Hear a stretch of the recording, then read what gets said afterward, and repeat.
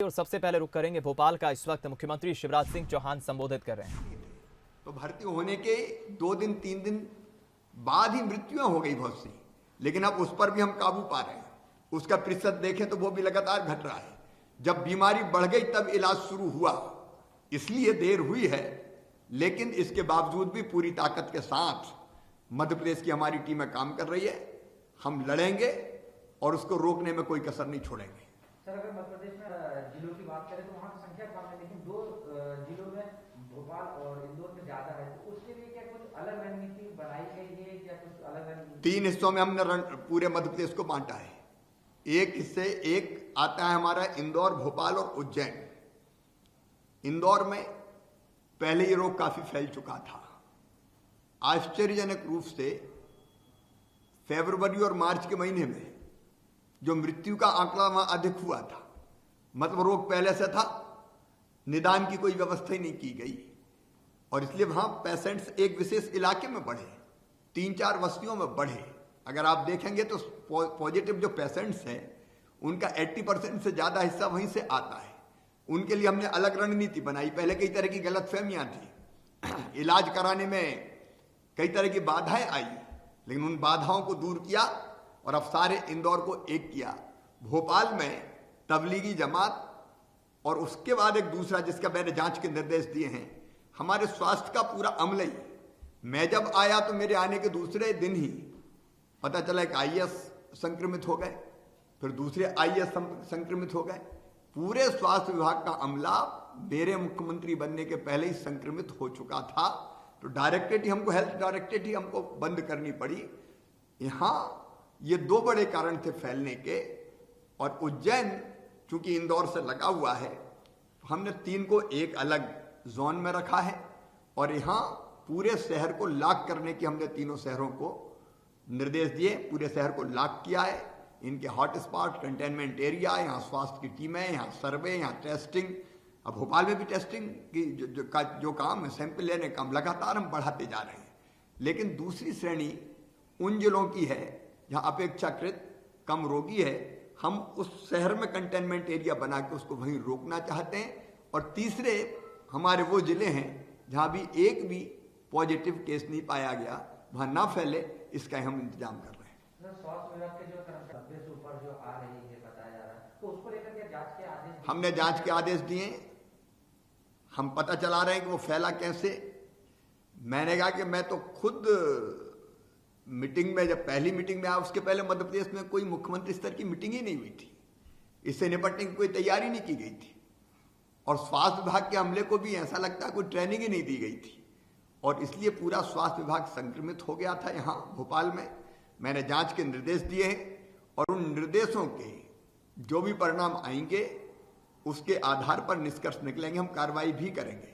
Sir, पहली meeting में जब आप बैठे तो जो कि पॉजिटिव आई थी वो भी उस मीटिंग में थी, जबकि ऐसा बड़ा कि वो जांच के हमने निर्देश दिए हैं, उसके बाद फिर हम जो आवश्यक कार्रवाई होगी जरूर करेंगे। सर, इसके अलावा किस तरीके से काम किया जा रहा है कि इस जो बढ़ रहे हैं इसको रोका जा सके और पहले नहीं, क्योंकि अगर हम बात करें टीकमगढ़ में, खरगोन में, उज्जैन में, यहाँ पे जो भी लोग पॉजिटिव पाए गए हैं वो कहीं ना कहीं वो इंदौर से लिंक हुआ है या इंदौर से इंदौर को पूरी तरह से हमने अब सील किया है। अब कई बार ऐसी चीजें हो जाती है कि रात में मोटरसाइकिल पे बैठ के कोई निकल गया, छिंदवाड़ा पहुंच गया। ट्रक जो अत्यावश्यक वस्तुओं के जा रहे हैं उसमें एक बैठ के नागदा पहुंच गए, एक अप डाउन करते थे कहीं अलीराजपुर से, वहां एक निकल गए। अब हमने इंदौर को पूरी तरह से सील किया है। हर संभव प्रयास कर रहे हैं कि इंदौर से कोई बाहर ना जाए। कोशिश ये है कि बाकी लोगों और बाकी जो शहर है या बाकी जो जिले हैं उनमें कंटेनमेंट एरिया बना के उसको वही रोकने का हम प्रयास कर रहे हैं। तो आप सुन रहे थे मुख्यमंत्री शिवराज सिंह चौहान को, जो बता रहे हैं कि मध्य प्रदेश में आखिर किस तरह से अब सरकार एहतियात बरतते हुए व्यवस्थाएं कर रही है। कंटेनमेंट जोन अलग अलग चिन्हित किए जा रहे हैं और उसके मुताबिक अधिकारियों को निर्देशित किया जा रहा है किस तरह से सख्ती करना है, किस तरह से व्यवस्थाओं को संभालना है, ताकि और जो कोरोना के बढ़ते संक्रमण के केसेस हैं वो और ना फैले। फिलहाल सरकार की प्राथमिकता यही है कि इस 19 दिनों के लॉकडाउन के भीतर मध्य प्रदेश में अब कोरोना महामारी और ना फैले, उसको ध्यान में रखते हुए कंटेनमेंट एरिया अलग अलग चिन्हित किए जा रहे हैं। हॉटस्पॉट पर सरकार की और प्रशासन की पैनी नजर बनी हुई है।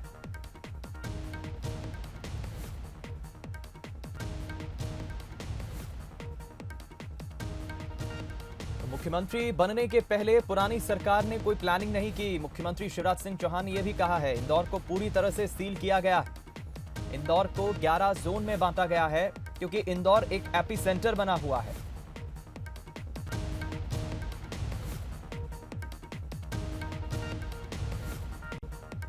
हम रुक करेंगे इस वक्त विशेष संवाददाता विजय मांडगे हमारे साथ फोन लाइन पर जुड़ गए।